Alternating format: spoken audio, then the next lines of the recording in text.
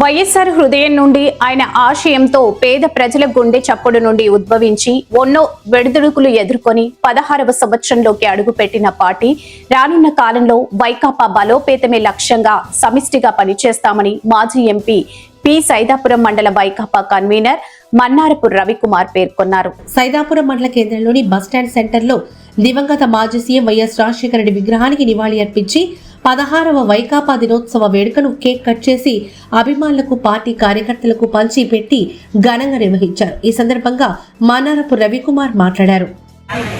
సైదాపురం మండలం హెడ్ క్వార్టర్లో మన జగనన్న అధినేత పిలుపు మేరకు 16వ వసంతోత్సవ వైఎస్ఆర్సీపీ పార్టీ 16వ వసంతోత్సవం సందర్భంగా ఈరోజు పురస్కరించుకొని ఈరోజు మనందరం కూడా ఇక్కడ ఆయనకు పార్టీని అభివృద్ధి పదం నడిపించాలని అందరం కూడా ఇక్కడ చేరాము. అదేవిధంగా ఇప్పటి వరకు పార్టీ నడిచిన ఎత్తు ఒక ఎత్తు. పోయిన 5 సంవత్సరాల్లో మన జగనన్న వడివడి బుడిబుడి నడకలు నేర్చుకున్నాడు. ఇప్పుడు నడక నేర్చుకొని 2.0లోకి వచ్చేసాడు.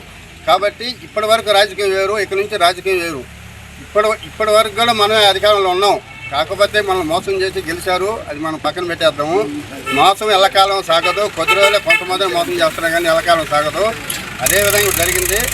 అయినా కానీ వచ్చే అధికారం మందే నెక్స్ట్ టైము అందరికీ సమపాలన అందిస్తారు.